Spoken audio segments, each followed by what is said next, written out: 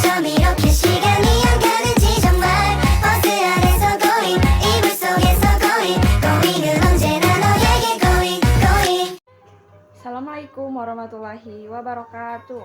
Perkenalkan, nama saya Nur Afni Jalali dari kelas 1E PGSD dengan NIM 151423196. Di sini saya akan menjelaskan prinsip-prinsip pengelolaan kelas. Yang pertama, bagian A, pengertian pengelolaan kelas. Pengelolaan kelas adalah upaya yang dilakukan oleh guru dalam menciptakan dan mempertahankan serta tumbuhkan motivasi belajar untuk mencapai tujuan yang telah ditetapkan. Berbagai definisi tentang pengelolaan kelas yang dapat diterima oleh para ahli pendidikan, yaitu pengelolaan kelas didefinisikan sebagai yang pertama perangkat kegiatan guru untuk mengembangkan tingkah laku peserta didik yang diinginkan dan mengurangkan tingkah laku yang tidak diinginkan. Yang kedua, seperangkat kegiatan guru untuk mengembangkan hubungan interpersonal yang baik dan iklim sosial emosional kelas yang positif. Yang ketiga, seperangkat kegiatan guru untuk menumbuhkan dan mempertahankan organisasi kelas yang efektif. Yang bagian B, prinsip-prinsip pengelolaan kelas. Prinsip-prinsip pengelolaan kelas terbagi menjadi dua, yaitu faktor internal dan faktor eksternal. Faktor internal yaitu peserta didik berhubungan dengan masalah emosi, pikiran, dan perilaku. Yang kedua, faktor eksternal. Peserta didik terkait dengan masalah suasana lingkungan belajar, penempatan peserta didik, pengelompokan peserta didik, jumlah peserta didik, dan sebagainya. Prinsip-prinsip pengelolaan kelas yang dikemukakan oleh Zamara. Yang pertama, hangat dan antusias.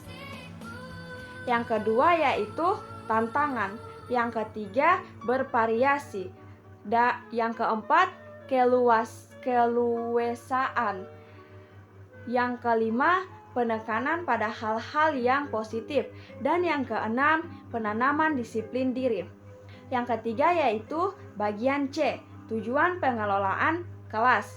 Menurut Usman, pengelolaan kelas mempunyai dua tujuan, yaitu tujuan umum dan tujuan khusus. Menurut Ahmad, pada tahun 1995, bahwa tujuan pengelolaan kelas adalah sebagai berikut. Yang pertama, mewujudkan situasi dan kondisi kelas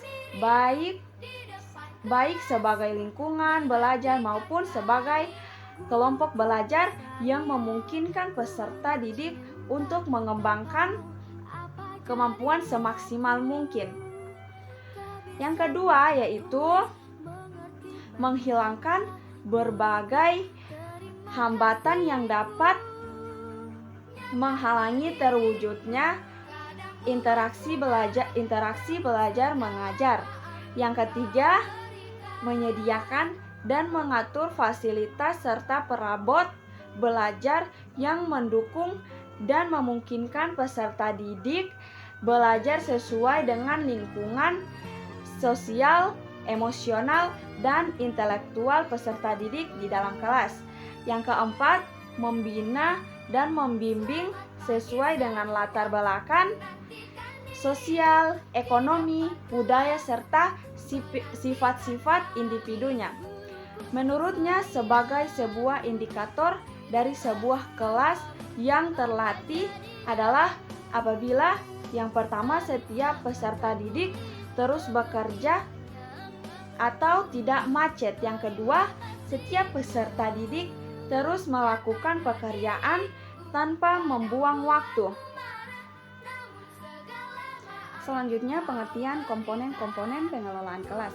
Komponen pengelolaan kelas adalah unsur atau bagian yang ada dalam suatu pengelolaan kelas yang saling berintegrasi dan menghasilkan suatu fungsi untuk mencapai tujuan tertentu. Secara umum terbagi menjadi dua bagian, yaitu yang pertama keterampilan dan pemeliharaan kondisi belajar, yang kedua keterampilan pengembangan kondisi belajar. Nah, yang pertama keterampilan penciptaan dan pemeliharaan kondisi belajar itu terbagi menjadi 3 bagian. Yang pertama, sikap tanggap, yang kedua, membagi perhatian, dan yang ketiga, pemusatan perhatian kepada kelompok. Bagian kedua yaitu keterampilan pengembangan kondisi belajar, yang pertama modifikasi tingkah laku, pendekatan pemecahan masalah, kelompok, menemukan dan memecahkan tingkah laku yang menimbulkan masalah. Nah, selanjutnya bagian D, jenis-jenis pendekatan dalam pengelolaan kelas. Yang pertama, pengelolaan kekuasaan, yang ketiga, pendekatan ancaman, yang keempat, pendekatan kebebasan, yang kelima, pendekatan resep, yang keenam,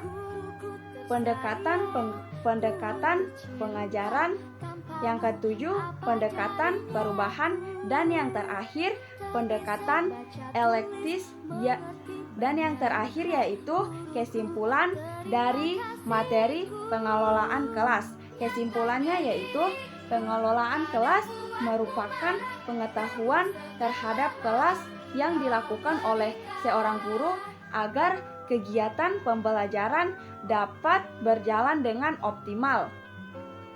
Baik, demikian itulah pengertian tentang pengelolaan kelas dari saya. Wabillahi taufiq wal hidayah. Wassalamualaikum warahmatullahi wabarakatuh.